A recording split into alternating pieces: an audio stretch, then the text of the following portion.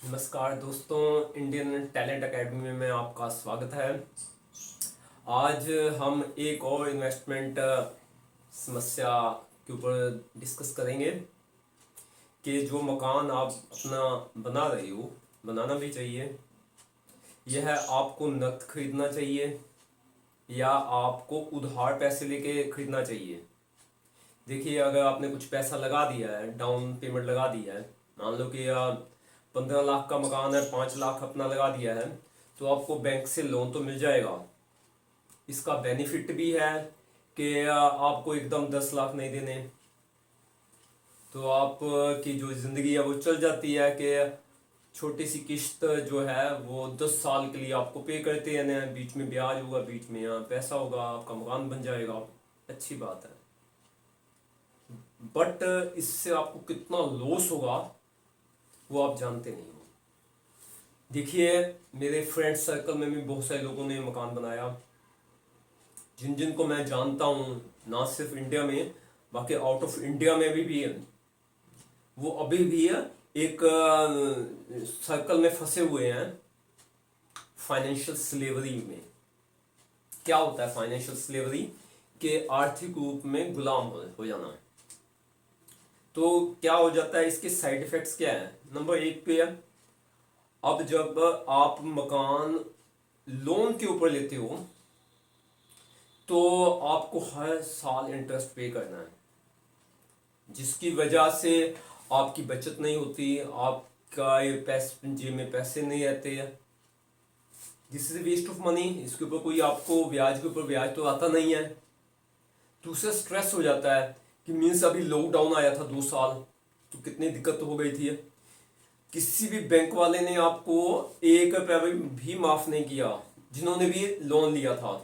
उल्टा उन्होंने जैसे ही आपका काम धंधा स्टार्ट हुआ, ब्याज के ऊपर ब्याज, ओके, चक्रवृद्धि ब्याज आपको लगना स्टार्ट हो गया। तो ये तो है हानियां। इसके अलावा अगर आप अपना लोन नहीं दे सकते, स्ट्रेस रहेगा, एंजाइटी रहेगी, बॉडी अच्छी तरह से काम नहीं करेगी।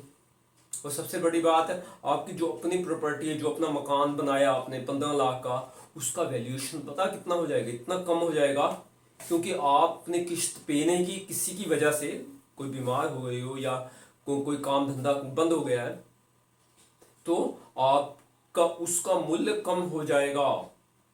क्योंकि बैंक वाले कहेंगे कि हमारा बिकता नहीं है, यही 15 लाख का मकान है, हम आपसे 7 लाख का ही लेंगे, या आप बेच के हमारे पैसे दे दो। ओके, तो इसलिए आपको कभी भी जिंदगी में लोन नहीं लेना, अपना ही मकान बनाना है। तो इसको मैं एक्सेल शीट में भी आपको समझा देता हूं, तो आप इससे बहुत अच्छी तरह से समझ जाओगे। ओके,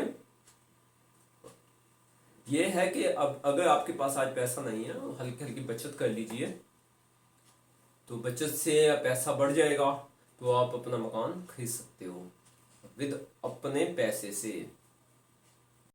दोस्तों, आज हम एक दूसरी प्रॉब्लम को सॉल्व करेंगे कि मकान को कैश पैसे से लेना चाहिए कि लोन लेके लेना चाहिए। देखिए, उसका एनालिसिस किया है। मान लो कि मैंने मकान लिया है 10 लाख का। अगर मैं कैश लेता तो मुझे क्या बेनिफिट होता, अगर मैं इंटरेस्ट या लोन के ऊपर लेता तो क्या मुझे लॉस होता। तो ये एनालिसिस हम इस कैलकुलेटर में निकाल रहे हैं। मान लो 10 लाख रुपया मकान है, एडिशन लगाया, उसके ऊपर कमरे बना दिए, तो 15 लाख हो गया। और मकान की हर साल 10% इंक्रीमेंट हो रही है, तो 10 साल बाद यही मकान 30 लाख का हो गया। मेंटेनेंस 1,20,000 हो जाएगा। और अगर मैं 10 साल बाद बेचता हूँ तो 30 लाख का बिकेगा। उसमें से घटा देता हूँ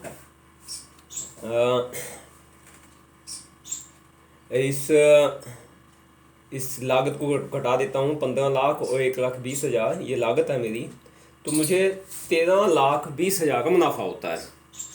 अब देखते हैं कि अगर मैं मकान लोन पे लेता और मुझे हर महीने इंटरेस्ट पे करना होता तो कितना मुझे लॉस होता।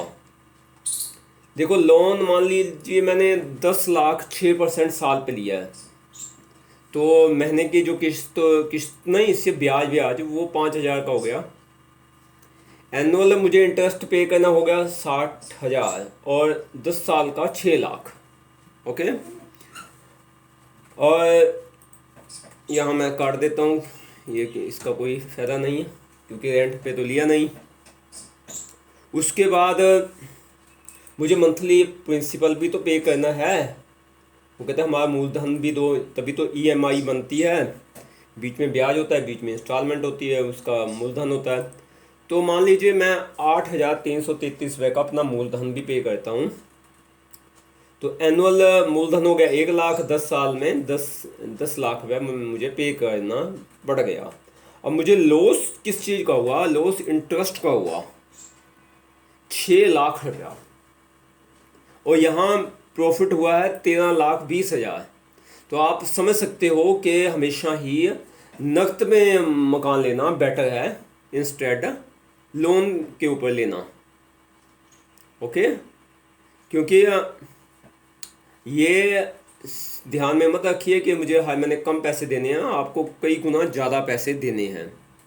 दोस्तों, यह वीडियो अच्छा लगा है लाइक तथा शेयर कीजिए। अभी तक चैनल सब्सक्राइब नहीं किया तो चैनल सब्सक्राइब कर लीजिए। आपका बहुत बहुत धन्यवाद दिल से।